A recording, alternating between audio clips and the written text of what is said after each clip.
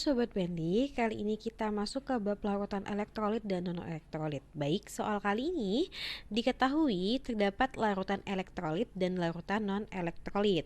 Yang ditanya adalah contohnya, masing-masing kita bisa sebutkan 2. Baik, untuk larutan elektrolit kita jelasin dulu.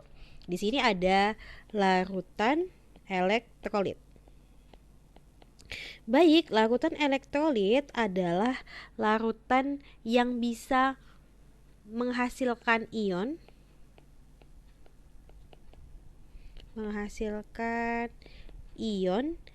saat dilarutkan ke dalam air.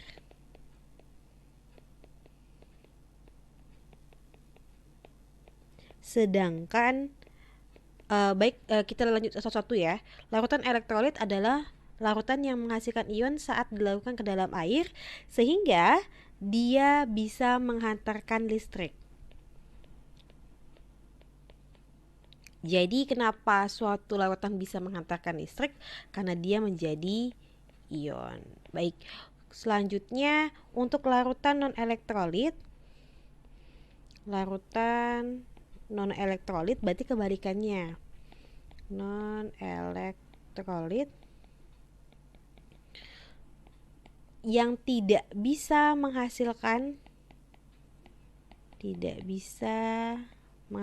ion.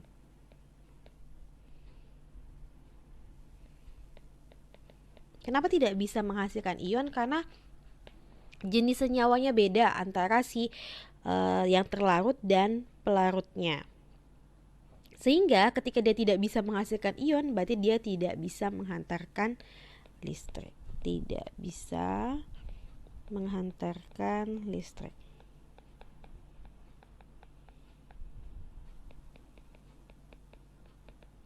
Baik, berarti ada perbedaan di sini ya. Ada larutan elektrolit dengan ada ion menghasilkan ion, kemudian dia menghantarkan listrik. Kalau non-elektrolit tidak bisa menghasilkan ion sehingga tidak bisa menghantarkan listrik. Itu yang perlu kalian pahami.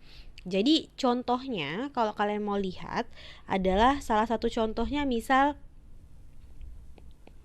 NaCl. Ketika NaCl ini adalah garam dapur. Nah, untuk garam dapur ini ketika dilarutkan ke dalam air, maka dia sempurna menjadi ion-ion Na+ dan Cl-. Nah, ion-ion inilah yang akan menghantarkan listrik di dalam air. Oke, salah satu contohnya udah kita dapatkan ya untuk larutan elektrolit, yaitu NaCl. Kemudian adalah NaOH. NaOH ini adalah salah satu pembuat sabun, zat pembuat sabun. Ketika dilarutkan ke dalam air, maka dia akan jadi Na+ plus OH-. Oke. Selanjutnya contoh apa lagi Kak yang untuk non-elektrolit? Non-elektrolit salah satu contohnya adalah C6H12O6. Ini adalah zat gula.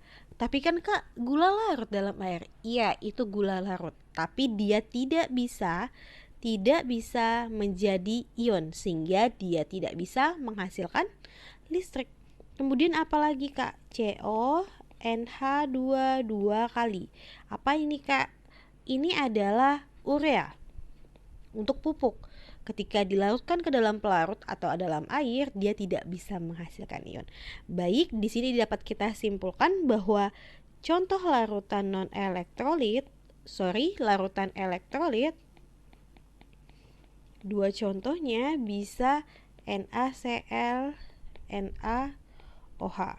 Kemudian larutan non-elektrolit C6H12O6 dengan CONH22 kali. Baik, semoga mudah dipahami. Selamat belajar Sobat Brandy, salam edukasi.